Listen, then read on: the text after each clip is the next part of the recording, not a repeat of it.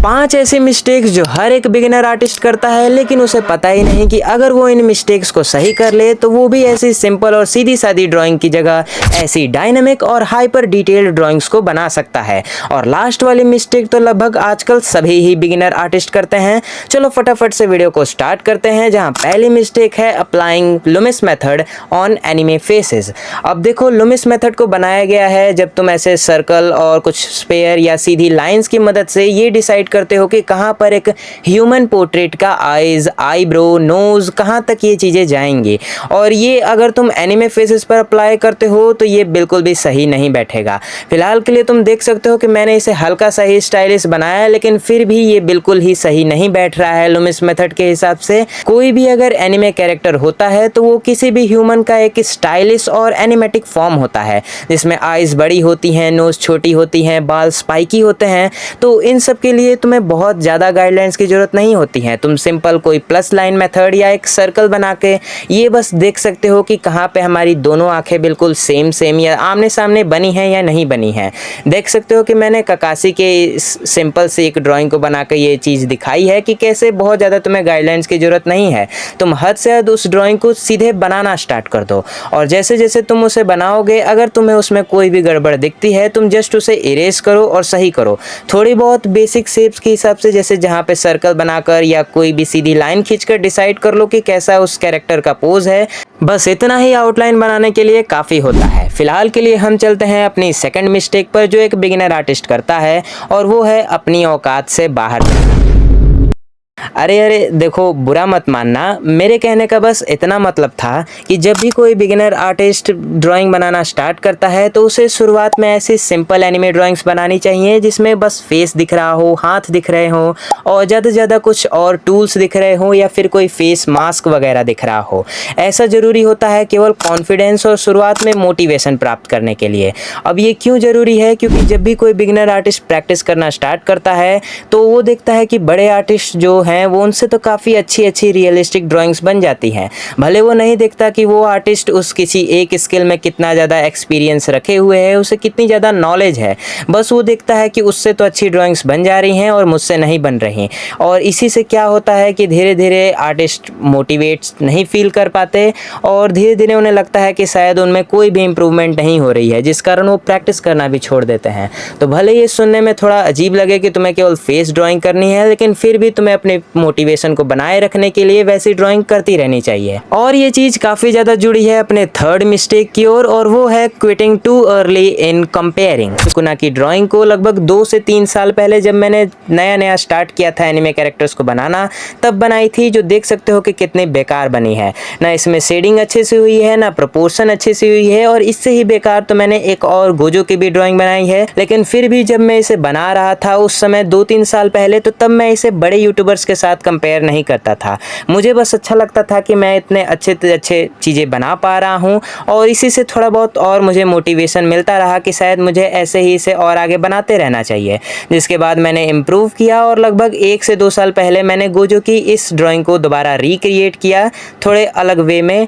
और इस बार तुम इन दोनों में देख सकते हो कि कितना ज़्यादा डिफरेंस है, कितना अच्छा लग रहा है जो सेकंड वाला स्केच मैंने बनाया है। और जैसे जैसे मैंने और इम्प्रूव किया, उसके बाद मैंने गोजो का ये एक ड्राइंग बनाई, जो मेरी अब तक की गोजो की सबसे बेस्ट ड्राइंग तो नहीं है, इससे भी बढ़िया मेरे पास एक ड्राइंग है। लेकिन फिर भी इस सेकंड ड्राइंग के मुकाबले इस थर्ड ड्राइंग में तुम इम्प्रूवमेंट देख सकते हो कि कितनी ज़्यादा हुई है। और इससे बस हमें एक ही बात सीखने को मिलती है कि तुम्हें क्विट तो बिल्कुल नहीं करना चाहिए। अब देखो, आर्ट गेम ही ऐसा है कि जिसमें तुम्हें काफ़ी ज़्यादा पेशेंस रखना है।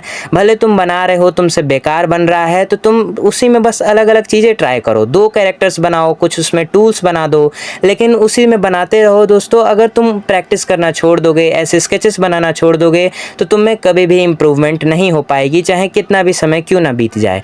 और वही अगर तुम धीरे धीरे ही इम्प्रूवमेंट करोगे तो तुम खुद से ही खुद को कंपेयर करने लगोगे कि आज से 1 ही साल पहले मैंने क्या बनाया था और अब मैं क्या बना सकता हूँ। अब इसी से चलते हैं हम फटाफट से अपनी मिस्टेक नंबर 4 की तरफ, जो है choosing only one art medium. अब देखो, मैंने तुम्हें ड्राइंग बनाने को तो कह दिया, लेकिन तुम्हारे दिमाग में भी आ रहा होगा कि आखिर आखिर ड्राइंग किस मीडियम से बनाएं, किस कलर से बनाएं, किस कलर से ज़्यादा ड्राइंग बेटर बनती है। तो इसका सिंपल सा जवाब है कि तुम कोई भी कलर यूज़ कर सकते हो। देखो ये गोकू की ड्राइंग मैंने कलर पेंसिल की मदद से बनाई थी अभी कुछ समय पहले। उसके बाद ये मेगुमी फुशिगुरो की ड्राइंग मैंने पूरी अपने एक्रिलिक कलर से बनाई थी। जिसके बाद मैंने बनाई ये अपने गोजो सातोरू की ड्राइंग, जिसे मैंने अभी कुछ देर पहले तुम्हें दिखाया, और इसे मैंने मिक्स मीडिया से बनाई थी, यानी इसमें मैंने water colour, acrylic colour, brush pen, colour pencil, oil pastel जो भी मैं इस्तेमाल कर सकता था मैंने वो सब करके इसे बेटर बनाने का ट्राई किया। इसके बाद मैंने यहाँ पर ऐश और पिकाचू की एक ये ड्राइंग बनाई, वो भी केवल और केवल इस 10 रुपये में मिलने वाली मल्टी कलर पेन की मदद से, जो काफ़ी चीप भी है लेकिन इससे काफ़ी बढ़िया ड्राइंग बन जाती है। और इससे बस हमें यही एक बात पता चलती है कि तुम्हें कोई ज़रूरत नहीं है इतने सारे आर्ट मीडियम्स को ख़रीदने की।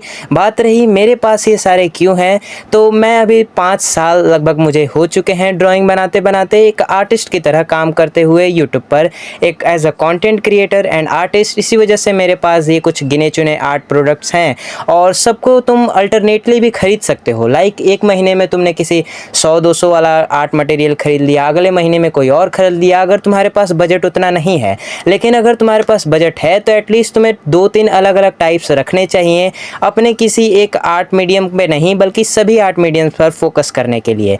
अब कई बिगिनर्स क्या कर सकते हैं कि वो बड़े बड़े आर्टिस्ट लाइक दर्शन आर्ट को देखते हैं कि वो केवल तो इतने स्किल्ड हैं केवल वाटर कलर में कि पक्का अपने पूरे जीवन में उन्होंने अपनी सारी ड्राइंग केवल वाटर कलर से बनाई होगी और कोई चीज़ उन्होंने ट्राई ही नहीं की होगी। ऐसा बिल्कुल नहीं है।